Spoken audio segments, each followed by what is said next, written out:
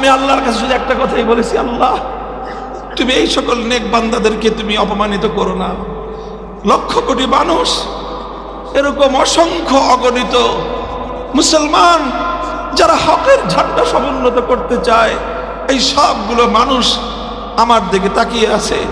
আল্লাহ আজকে যদি আমি এই অন্যায়ের সামনে পরাস্ত হয়ে যাই, এই মিথ্যাচারের সামনে যদি আমি পরাভূত হয়ে যাই, এই জনপদের লক্ষ কোটি মুসলমানদের হৃদয় ভেঙ্গে চুরমার হয়ে যাবে।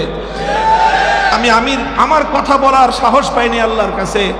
আমি বলেছি আল্লাহর কাছে, আল্লাহ এই সকল সাধারণ ইমানদার মুমিন মুসলমান অসংখ্য মানুষ বাইতুল্লাহ শরীফের গিলাফ ধরে আমার জন্য কান্নাকাটি করেছে, দোয়া করেছে।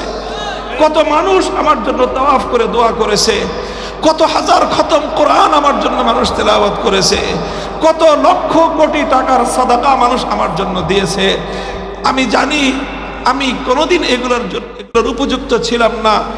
মানুষ শুধুমাত্র দ্বীনের মহব্বতে, দ্বীনের ভালোবাসায়